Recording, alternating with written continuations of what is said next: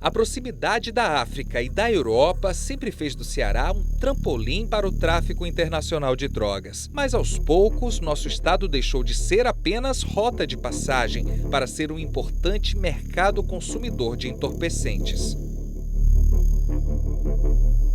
A droga que vinha da Colômbia, ingressando no Amazonas, chegando no estado do Ceará, para ingressar, né, na Europa através de aeroportos e dos portos que aqui estão no nosso estado, não precisa mais ir na mesma quantidade, porque agora há mercado consumidor aqui no Ceará para essa droga. Então, a cocaína passou a ser acessível, porque o poder aquisitivo das pessoas aumentaram, né, o que faz com que a logística seja muito mais simples, deixar a droga aqui. Em 2014, foram apreendidas quase 10 toneladas de entorpecentes no Ceará. Somente a Polícia Federal apreendeu 4,5 toneladas de maconha e mais de 400 quilos de cocaína. A Segurança Pública Estadual teve números quase iguais: 4.200 quilos de maconha, além de aproximadamente meia tonelada de cocaína. Por trás desses números existe uma realidade ainda mais assustadora. Segundo as próprias autoridades de segurança, essas apreensões não representam nem 10% do volume de drogas comercializado no estado. Uma articulação complexa que se utiliza da fragilidade da fiscalização das estradas para facilitar a logística de distribuição de entorpecentes. Os traficantes utilizam rotas distintas para cada tipo de droga. A cocaína consumida no Ceará vem da região dos Andes e da Bacia do Prata. Ela passa por países como Bolívia, Colômbia e Venezuela e entra no Brasil pela região norte. De caminhão, atravessa estados como Rondônia, Amazonas e Pará, até chegar ao Ceará. Aqui no estado, parte é transformada em crack. Cada quilo de cocaína pode render 3 de crack. Já a maconha é produzida no Paraguai, em maior parte também de caminhão, passa pelos estados de Mato Grosso do Sul, Paraná e São Paulo, onde funciona uma espécie de centro de distribuição, de onde essa droga é espalhada para todo o país pela facção criminosa PCC. Apesar de conhecer as rotas, a polícia enfrenta dificuldades em combater o transporte. Os traficantes sempre estão inovando a rodovia é utilizada, mas a forma de transporte, né, e a metodologia de acondicionamento da droga, né, é sempre mudada, vai ser sempre mudada e alterada, de modo que a cada vez que a polícia detecta uma metodologia, logo outra surge, por isso dificulta a fiscalização. No ano passado, o programa O Ceará pelos Cearenses mostrou como é fácil cruzar as divisas do Ceará. Na BR-304, na divisa com Rio Grande do Norte, nenhuma blitz foi encontrada e também não houve fiscalização no posto da Polícia Rodoviária Federal. Na divisa com Pernambuco, entramos e saímos do Ceará por estradas vicinais, que também são usadas pelo tráfico e para outros delitos. O Ceará tem 1.117 quilômetros de divisas com os estados do Rio Grande do Norte, Paraíba, Pernambuco e Piauí. O subcomandante da Polícia Militar do Ceará reconhece as dificuldades para patrulhar uma área tão extensa. Um projeto para a criação de cerca de 4 batalhões de divisas está em curso e deve ser apresentado ao governo do estado até a primeira quinzena do mês de abril. A gente pensa em batalhões de divisa, cada um com 3 ou 2 companhias, para que se possa bloquear as rodovias, seja elas federais, estaduais e vicinais, para que se possa, na realidade, diminuir a questão do tráfico, da entrada de drogas na nossa divisa. A Polícia Civil também deve formar parceria para a implantação de novas delegacias. Se o projeto da Polícia Militar for aprovado, o efetivo deverá ser aumentado. Vai haver a possibilidade de novo concurso e nós já ouvimos, né, o governador citando, o secretário falando a respeito de um novo concurso para mais 1.000 homens na Polícia Militar. A ajuda da população também é uma arma importante no combate ao tráfico de drogas. A Polícia Federal costuma contar muito com a participação da população, que encaminha denúncias, notícias que embora iniciais, né, fazem com que as investigações possam fluir e algumas investigações serem iniciadas mesmo, a partir de denúncias anônimas.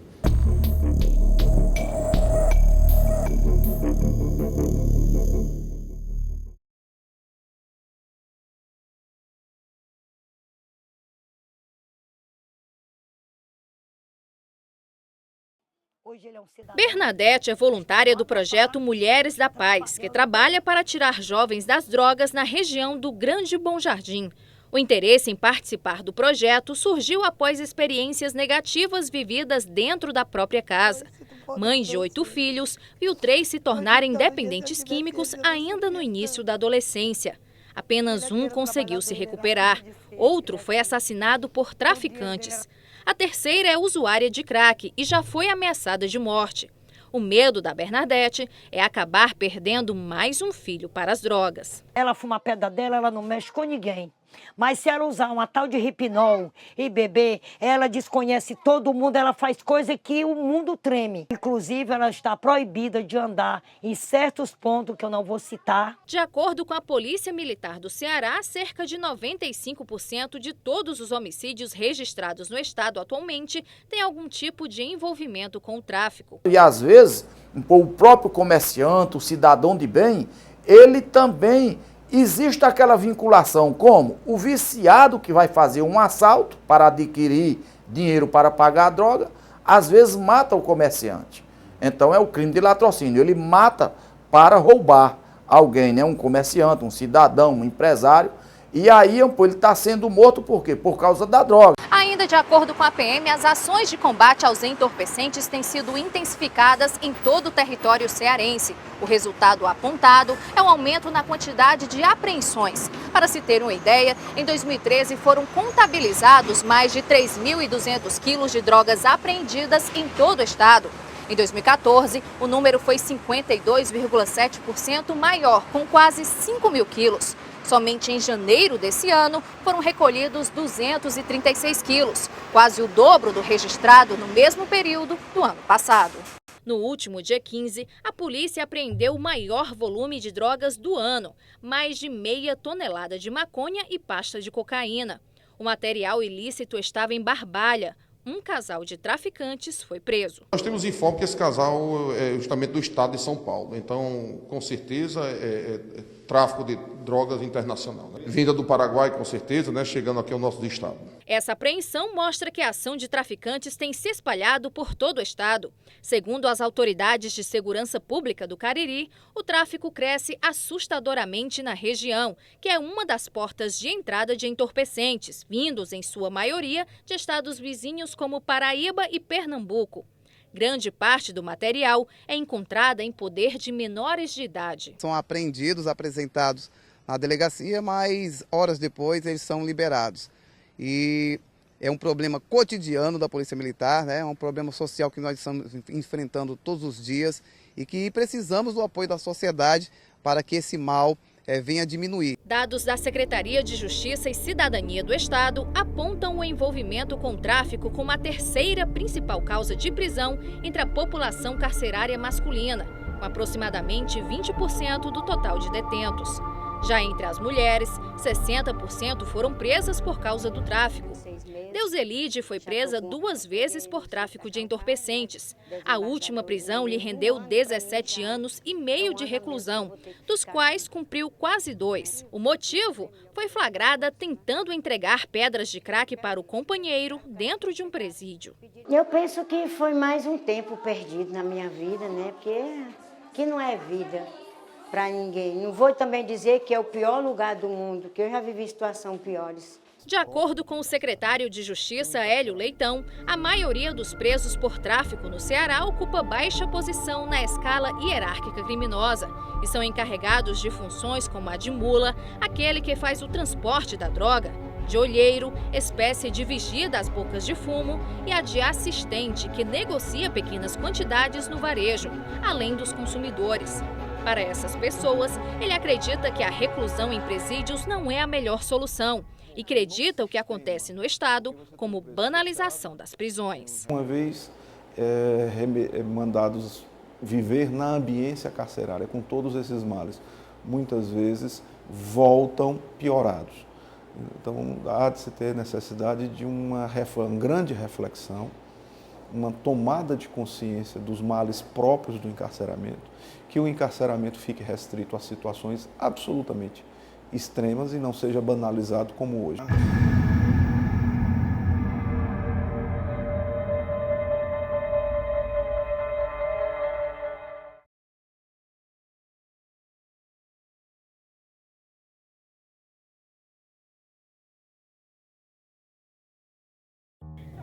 Dona Francilene tem 2 filhos adolescentes, um de 15 e outra de 17 anos. Desde que eles se envolveram com as drogas, ela diz ter perdido a tranquilidade. Vocês vê todo dia, olha aí, ó, passando na televisão, a mãe gritando, com seus filhos tirados no chão. Então, imagina, meu Deus, eu não aguento ver meus filhos dessa forma, Senhor.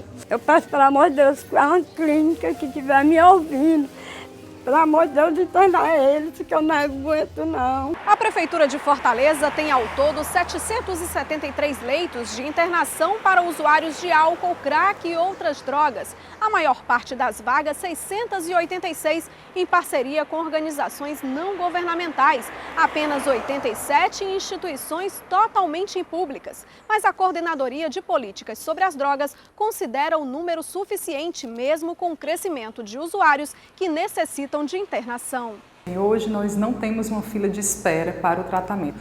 Infelizmente o que acontece é que a rotatividade dessas vagas ela é muito grande. As pessoas iniciam o processo do tratamento, abandonam e saem. A unidade do José Walter é um dos pontos de acolhimento. A casa tem capacidade para 30 pessoas. Atualmente está com 15 homens e 10 mulheres. O tratamento dura em média 6 meses, mas nem todos obtêm sucesso. As mulheres lideram as desistências. A gente tenta convencer, a gente tenta falar, mostrar que ela necessita naquele momento daquele tratamento. Porém tem filhos, tem marido, tem toda essa questão familiar. Maria de Lourdes, que é mãe de 3 filhos, usava crack há 5 anos, quando decidiu procurar ajuda. Com apenas 23 dias de tratamento, desistiu. 1 ano depois, está de volta à casa de recuperação. Você aqui dentro, você disse que vai deixar. Você tenta de todas as maneiras. Agora, quando você sai daqui lá fora, é difícil. Eu tentei começar tudo de novo, né? Recomeçar uma vida nova, né? Aceitar o tratamento pode ser difícil. Muitos dependentes químicos são levados contra a vontade deles para as clínicas. Esse serviço era feito numa parceria SAMU e Corpo de Bombeiros. De acordo com esse bombeiro, o trabalho está suspenso. Só tinha uma ambulância para atender a capital todinha, que é de Fortaleza, e de repente a pessoa que é para a população agora vai ficar. Essa ambulância é um serviço que ninguém sabe quando é que vai voltar. Mas para quem pode custear um tratamento em uma clínica particular, a realidade é diferente. Essa casa no Eusébio tem a estrutura de hotel. Os dependentes ficam em suítes, têm acesso a campo esportivo, piscina e espaço para atividade física. A diária varia de R$ 270 a R$ 440. Os medicamentos não estão inclusos no pacote. Tem paciente que, às vezes, ele vê aquilo como um investimento na vida dele, né? Então, se desfaz até de um bem e depois diz assim, olha, foi a melhor coisa que eu fiz na minha vida. Esse empresário paulistano, usuário de drogas há 25 anos, já passou por outras 4 clínicas particulares. Cada real que eu invisto aqui, eu estou investindo na minha vida e no futuro. O tratamento é bom, a gente fica esperançoso, sabe, e tem certeza que vai dar certo, né? Outra alternativa são as casas religiosas. O Shalom mantém 3 no Brasil, 2 delas aqui no Ceará. O projeto envolve tratamento espiritual e é desenvolvido em parceria com o governo do estado. 15 das 30 vagas são cedidas para a população em geral. A outra metade particular, quando é cobrado quase R$1.000 por mês. Esse paciente estava dormindo na Praça do Ferreira quando foi resgatado. Para ele, essa é a esperança de uma nova vida. Eu não consigo me enxergar com minha família, eu consigo enxergar com minhas filhas, voltando a ser um pai, um bom profissional. Uma coisa que eu não tinha antes, né? Eu só enxergava 2 passos na minha frente, só enxergava a droga e o álcool. O psiquiatra Adelmo Pontes diz que cerca de 60% dos usuários de droga têm, além da dependência química, algum tipo de transtorno, alguns desenvolvidos pelo uso de entorpecentes. Sintomas somáticos como dores de dente, cefaleia, ou mesmo sintomas psiquiátricos, como é o caso de sintomas depressivos, que acontece muito em usuários de cocaína, por exemplo. Então, isto requer uma abordagem médica, né, uma assistência médica.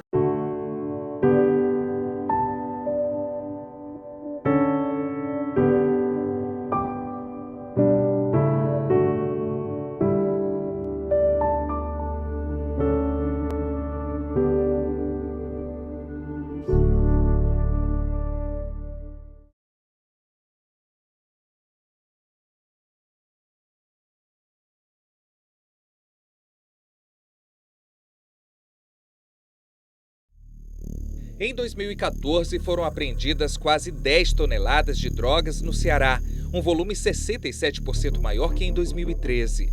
Este ano, apenas em uma apreensão na região sul do estado, havia mais de 500 quilos de maconha e pasta base de cocaína.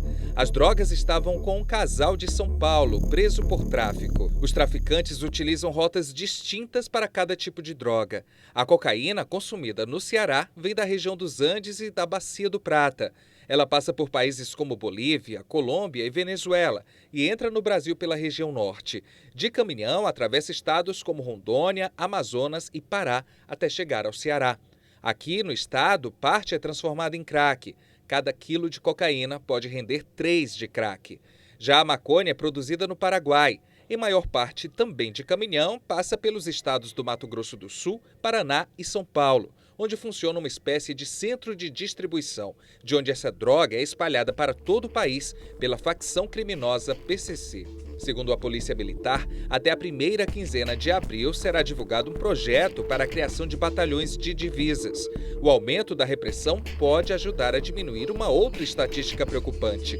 95% dos homicídios registrados no Ceará têm relação direta ou indireta com as drogas. E às vezes, o próprio comerciante, o cidadão de bem, ele também existe aquela vinculação como o viciado que vai fazer um assalto para adquirir dinheiro para pagar a droga, às vezes mata o comerciante. Então é o crime de latrocínio, ele mata para roubar. A Prefeitura de Fortaleza tem 773 leitos de internação para usuários de drogas lícitas e ilícitas. A maior parte deles em parceria com organizações não governamentais, número considerado adequado pelo município. Hoje nós não temos uma fila de espera para o tratamento.